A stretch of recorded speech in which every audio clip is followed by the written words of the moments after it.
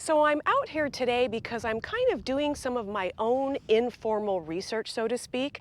And let me give you a little back up here. So if you're not familiar with Las Vegas or the Las Vegas Valley, it can get pretty windy. I mean, there are many, many windy days here, and it's not uncommon to look outside and see across various parts of the valley a lot of these dust tornadoes or dustnadoes, whatever you want to call them. Nothing serious, but you do see a lot of dust that is just kicked up and moved around and blown all across the city. Lake Mead is not immune from that. I mean, there's a lot of shoreline around here, a lot of dust. I mean, obviously this is the desert, so what would you expect, right? There's a lot of dust being blown around.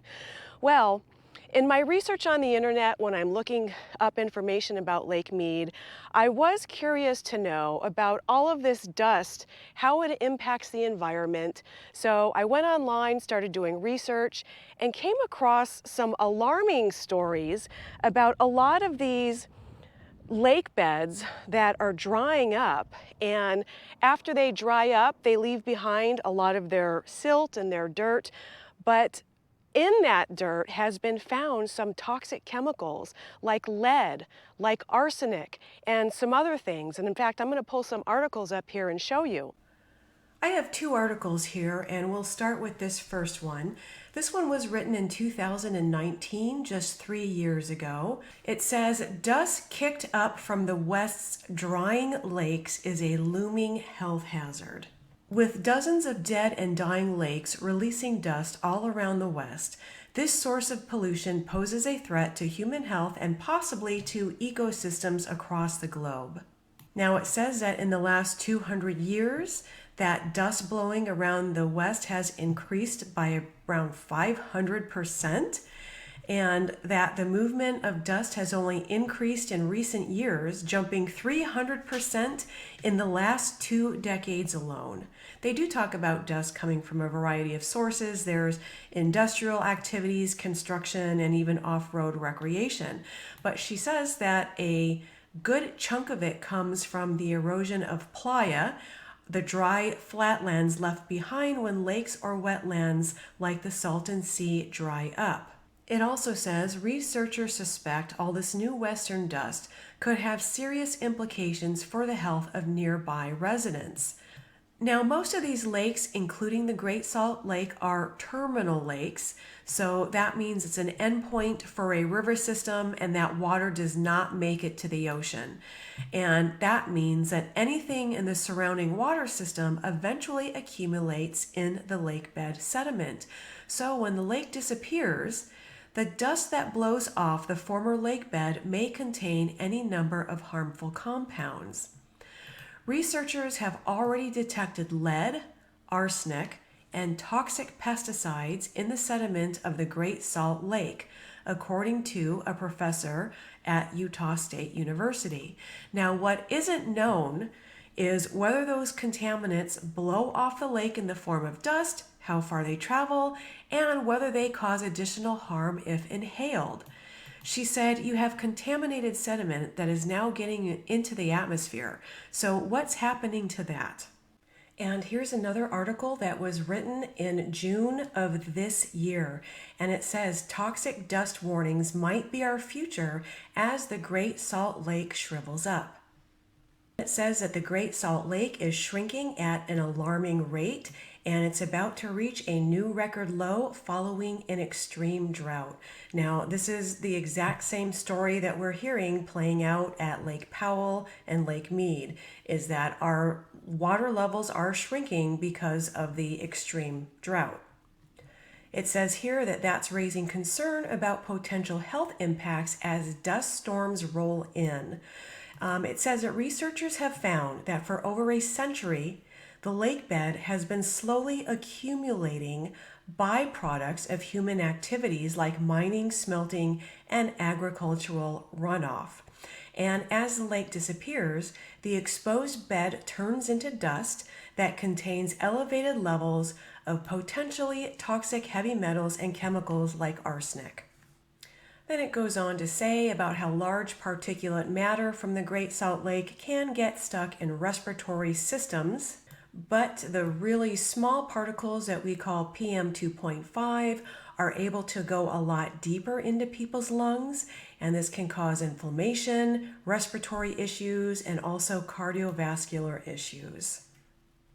It says the dust can impact more than just a person's health, and that dust storms can travel up to about 100 miles away. These articles talk about contaminants from drying up terminal lakes. The lakes along the Colorado River system are not terminal lakes, and they are not even really lakes.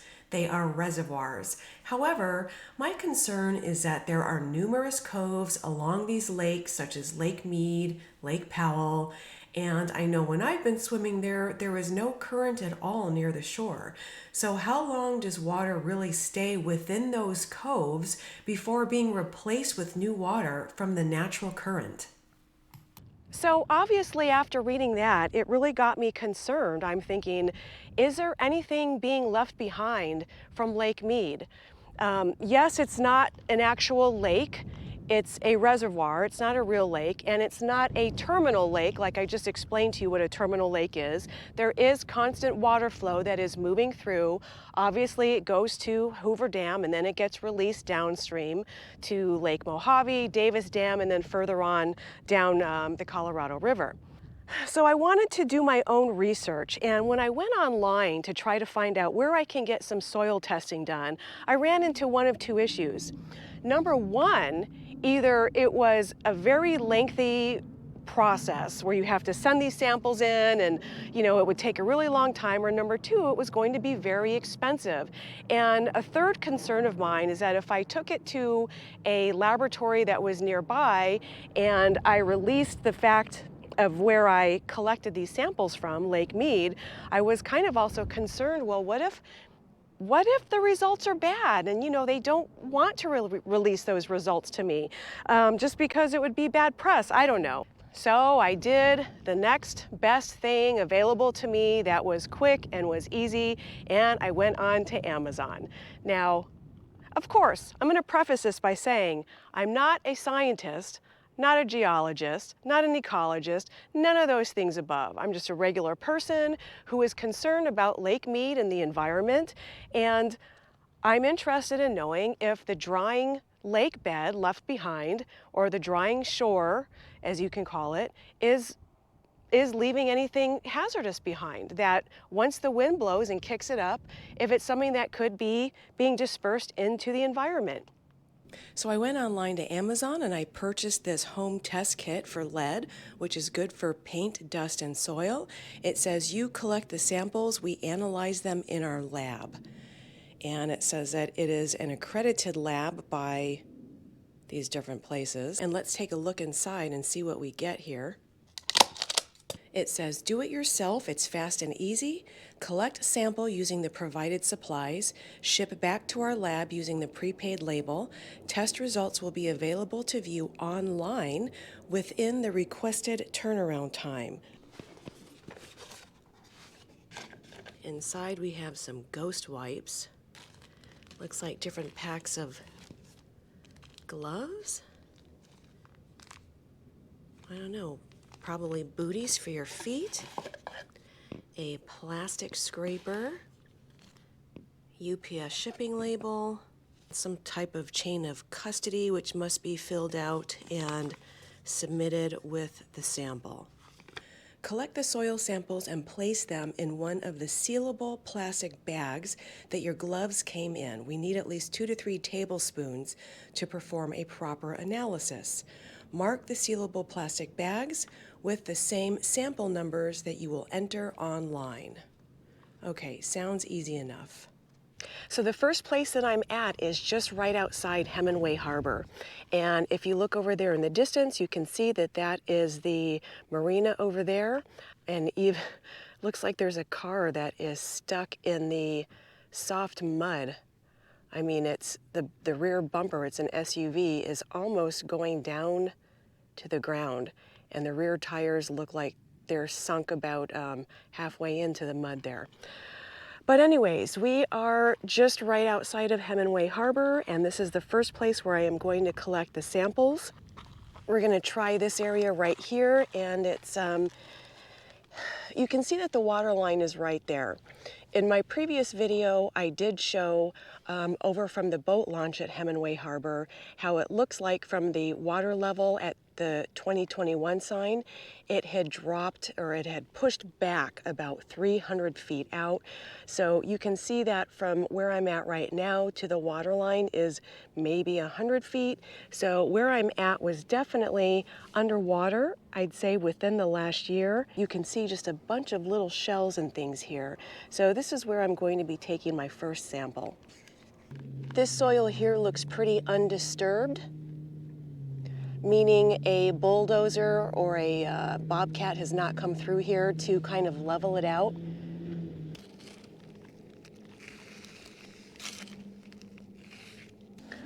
And this will be my first sample, sample 1A. Next, I am out here at an area called Boulder Beach South. And you know, from here, the water looks really, really pretty. It's nice and calm. You could go out here and swim if you wanted to. It is a Sunday and it is pretty much a ghost town. I mean, you can see some cars here, but I would expect a lot more for a Sunday. And literally a ghost town. I mean, as of yesterday, they found another dead body here at Lake Mead, which would make it number 4 that they've found since the water levels have been receding, exposing barrels and bones and sunken boats and things like that. So as far as a ghost town, who knows what is floating around here. There's another metal barrel here. You know, I think every time people see one of these things, they probably get scared. I mean, who knows what the heck could be in these things? Buried within the sediment or cement or whatever it is that's on the inside. Okay, I'm gonna take a soil sample from this area. The water line here is maybe about 50 feet away or so. And this will be sample number 2B. And again, you can see all kinds of broken up little shell pieces and tiny little full shells in here. Sample 2B.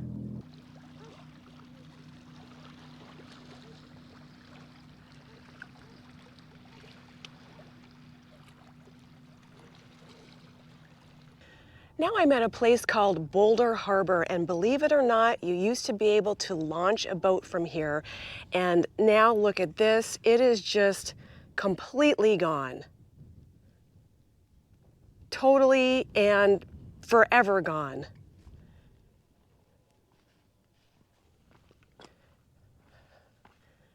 No houseboat docking. And then a couple bullet holes in the sign. I mean, this is, I have no words for this.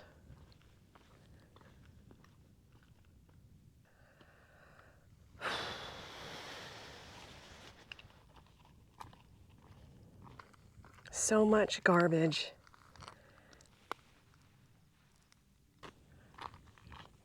This is just amazing.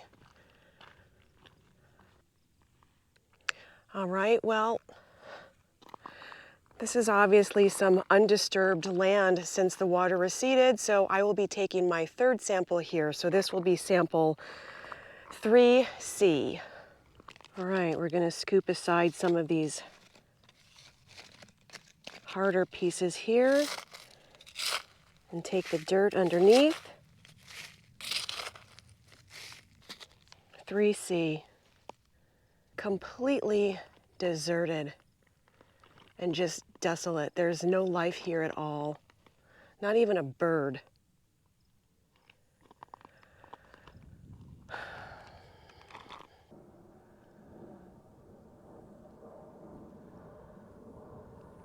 So now I'm at Colville Bay, and I did a video here about 6 weeks ago, and I'll put a picture of that video up here so you can go and check it out. But in that video, I showed you how in order to get to the marina, you had to travel down this really, really long long walkway, and that's because the water line had receded so far back that that was the only way for you to get to the marina right here. Well, as of now, and this is like the first week of August, Colville Bay has rearranged their parking. They've opened up the boat launch that was on the other side, now not the boat launch itself, but the actual launch, where you can see there's a lot of cars that are parked here. You were not allowed to come and park here before, and there's also additional parking up there. But you can drive down here now. You see all of this parking, and they do designate that no trailers are allowed down here on this lower parking section. And you can see that it is now just a super short walk from parking to the marina. Here's a better view. We're at the end of the sidewalk, which you can use to compare in my other videos, but we're at the edge of the sidewalk here. There are a lot of cars here parked today. In fact, the most I've ever seen out of the last couple of times that I've visited here. And all you have to do is continue walking down this path here. Then there's a short walkway to the marina this time, which is great for the people that have boat slips here. And you compare it to the walkway that I was on just 6 weeks ago, where you had to go all the way up this thing and all the way up to that parking lot way over there. So good job on making this a lot easier for people with boat slips and people that want to come enjoy the water here and launch their kayaks and canoes.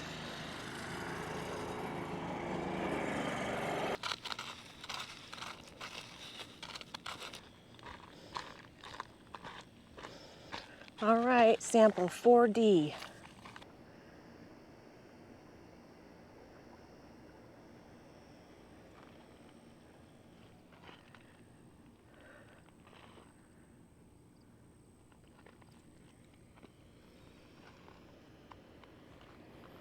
So the fifth sample that I'm going to be taking, number 5E, is actually located outside of the Lake Mead recreational area.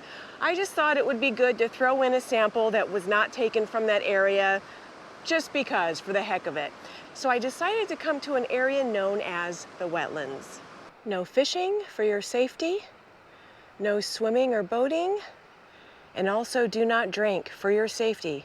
Water in the Las Vegas Wash contains untreated runoff and reclaimed water and is not suitable for human consumption. This really is a beautiful area. In a matter of 30 seconds, I saw a blue heron and also a roadrunner taken off. And, you know, there's tons of coyote poop around here, so it's definitely full of wildlife. But what's scary to know is that the water is not safe to touch or to fish in, and definitely not to drink. So it's kind of like a mirage, right? It's a place that looks so beautiful and there's all this wildlife, and it's just, you know, the water's not safe. Although the water does make its way all the way down to Lake Mead. Right when it comes up to Lake Las Vegas, there are two pipes that this water goes into, so it bypasses Lake Las Vegas and goes right into Lake Mead. So we're gonna go ahead and just take one of our soil samples here. Again, I'm not really expecting to find anything, or I don't know what I'm gonna find in a lead test here, probably nothing. It's not like this is exactly sterile soil. Who knows what'll be in here?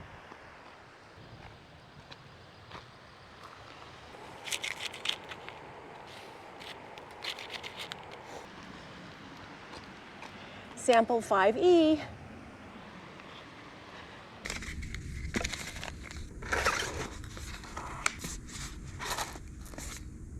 And after all of that collecting and mailing the samples off, I really hate to be that person, but I don't have the results right now. The results will not be back for about probably 10 days. So I wanted to release this video now, and once I get the results back, I am going to publish a new video on that. In the meantime, after this video, I'm going to be uploading a video that I just finished in July on a hotel review down in Laughlin, Nevada. And it's pretty interesting. I know some of you are only here for the Lake Mead content. If you don't want to see the Laughlin Hotel review, you can just skip it. But my results video will be released again 2 videos from now. So if you're still watching, thanks for watching until the end. I appreciate it, and I will see you in the next video.